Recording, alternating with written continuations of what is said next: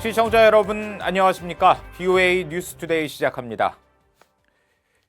미국 법무부가 북한의 대량 살상무기 프로그램 지원에 관여하며 제재를 위반한 중국 기업과 중국인 4명을 재판에 넘겼습니다.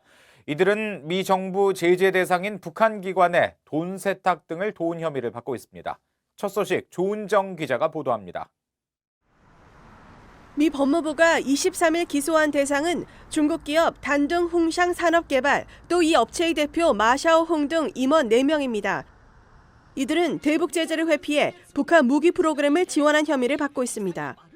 구체적으로 적용된 혐의는 최고 징역 20년형이 가능한 국제긴급경제권한법과 대량살상 무기 확산 금지법 위반, 돈 세탁 공모 등입니다. 법무부는 이들이 20개가 넘는 유령 회사를 이용해 대량 살상 무기 확산에 관여한 제재 대상 북한 기업을 대신해 불법 금융 거래를 알선한 혐의를 받고 있다고 말했습니다. 또 이들이 제재 조치를 회피하고 대량 살상 무기 확산 세력들과 거래함으로써 미국을 기만하려 했다고 지적했습니다. 기소장에 따르면 마샤오홍 등은 2009년에서 2015년 사이 영국령 버진 아일랜드와 홍콩, 웨일스 등지에 설립한 유령 회사 명의로 계좌를 만들어 돈 세탁을 시도했습니다. 또 단둥 홍샹은 북한 단천상업은행과 조선혁신무역회사 등과 연계된 혐의로 2009년 미 재무부 특별 제재 대상으로 지정된 북한 조선광선은행과 거래한 것으로 나타났습니다. 단천상업은행과 조선혁신무역회사는 북한의 핵심 무기거래 업체인 조선광업개발무역회사와 관계 때문에 미국의 제재를 받고 있습니다.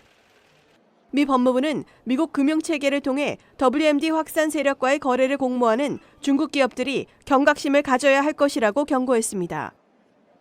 그러면서 이번 기소는 불법 금융거래를 적발하고 미국의 제재를 집행하기 위해 형사 기소 등의 모든 수단을 동원하겠다는 사법당국의 결의를 보여준다고 밝혔습니다. 앞서 미 재무부는 2016년 9월 단둥 홍샹과 마샤홍 등 4명을 북한의 핵개발 관련 물자를 제공한 혐의로 제재한 바 있습니다. 이후 약 3년 만에 미 사법당국이 이들을 기소한 건데 중국과는 무역 갈등이 이어지고 북한과는 실무 협상을 앞두고 나왔다는 점에서 주목됩니다. BOA 뉴스 조은정입니다. 미 상원이 마크 에스퍼 국방장관 지명자에 대한 인준안을 승인했습니다. 작년 12월 제임스 매티스 전 국방장관 사퇴 이래 약 7개월 만에 새로운 국방수장이 취임합니다. 이조은 기자의 보도입니다. 미 상원이 23일 본회의를 열고 마크 에스퍼 국방장관 지명자에 대한 인준안을 찬성 90표, 반대 8표로 통과시켰습니다. Madam President, I am confident that Dr. Esper will be an outstanding Secretary of Defense, and I look forward to supporting his nomination later today. 지난해 12월 제임스 매티스 전 국방장관의 사퇴 이후 약 7개월간 이어진 국방부의 수장 공백이 마침내 채워진 겁니다. 지난 6월 중순 도널드 트럼프 대통령은 올 1월부터 대행을 맡아온 패트릭 셰너엔 대행을 후임으로 지명했지만 셰너엔 전 대행은 가정 문제로 갑작스럽게 낙마했습니다. 1964년생인 에스퍼 장관은 약 25년간 군에 복무했고 조지 워싱턴 부시 행정부에서 국방부 협상정책 담당 차관보를 지내며 군축 비확산 업무 등에 관한 협상을 도맡은 것으로 알려졌습니다. 2017년 육군성 장관에 오른 에스퍼 장관은 마이크 폼페오 국무장관과 미 육군사관학교 웨스트포인트 동기로 가까운 사이로 알려졌습니다. 에스퍼 장관은 지난 16일 상원 군사위 인준청문회에 출석해 북한을 이란과 함께 대표적인 영내 위협으로 꼽았습니다. We must be prepared to respond to regional threats such as Iran and North Korea. 에스퍼 장관은 한반도에 비상사태가 발생하면 먼저 북한의 대량 살상 무기와 미사일 시설을 제거해야 한다는 의견도 내비친 바 있습니다. 한반도 안보 정책과 관련해서 매티스 전 장관의 입장과 비슷할 것이란 관측이 나옵니다. So I think that Esper will continue to look to keep the alliance in strong shape, and he'll be flexible on things like the nature of exercises, and try to keep the military, and the alliance very, very ready, but at the same time try to support the diplomatic effort. 한편 에스퍼 장관은 취임 후 첫 해외 일정으로 다음 달 초 한국과 일본, 호주 등 아시아 5개국 순방을 추진 중인 것으로 알려졌습니다. BOA 뉴스 이조은입니다.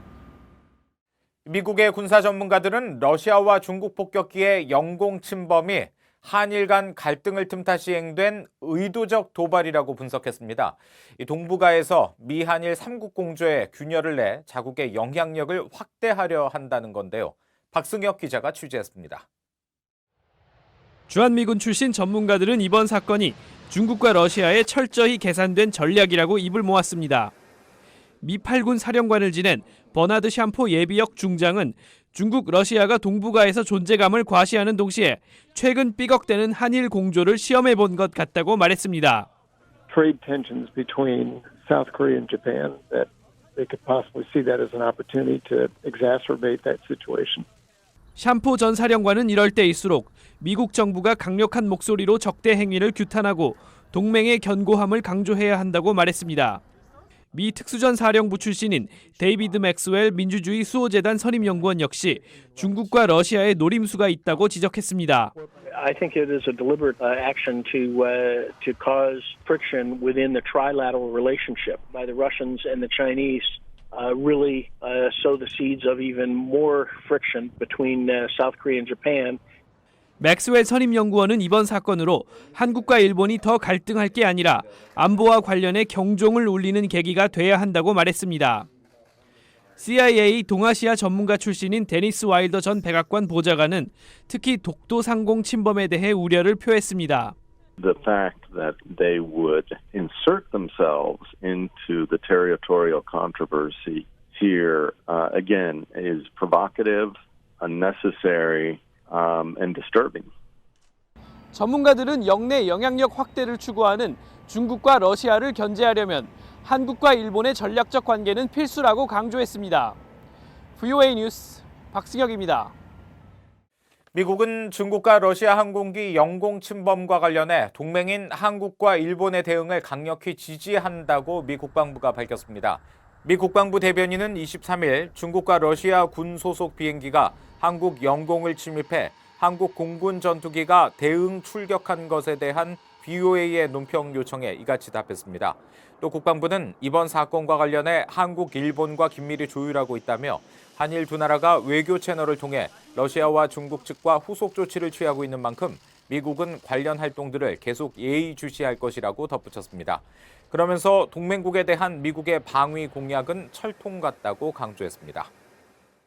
미국 농무부가 북한의 올해 쌀 수확량을 136만 톤으로 전망했습니다. 이는 지난 10년 새 최저치를 기록한 지난해 수확량과 비슷한 수준으로 지난 5년 평균 수확량보다 17% 낮은 겁니다.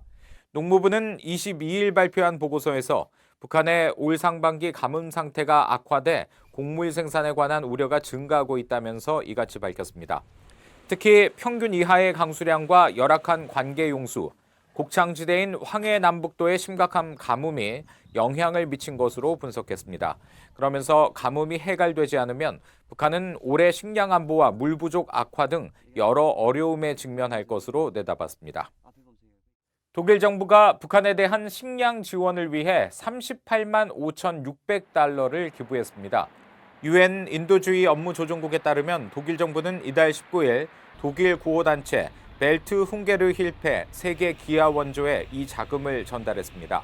세계 기아 원조는 북한 평안 남북도 시골 지역의 가장 취약한 계층의 식량 안보를 강화하는 데 이 자금을 활용할 계획입니다. 이 단체는 북한의 어린이 시설들에 채소와 콩 종자를 지원하고 가축 생산을 늘리는 방법도 전수하고 있습니다. 시진핑 중국 국가주석의 방북 이후 북중 교류가 활발해지고 있는 가운데 북한의 고려항공이 평양에서 중국 다롄을 오가는 항공 노선의 운항을 재개했습니다. 중국 여행사들은 고려항공이 지난해 9월 한 달 정도 다니다 중단했던 평양 다롄 구간에 지난 19일부터 다시 전세기를 운항하고 있다고 전했습니다. 항공료는 편도가 1,459위안으로 약 210달러, 왕복은 410달러입니다. 이로써 북한과 중국을 잇는 항공 노선은 베이징과 상하이, 선양에 이어 다롄까지 모두 4개로 늘었습니다. 이상으로 VOA 뉴스투데이 마칩니다. 함께해 주신 여러분 고맙습니다.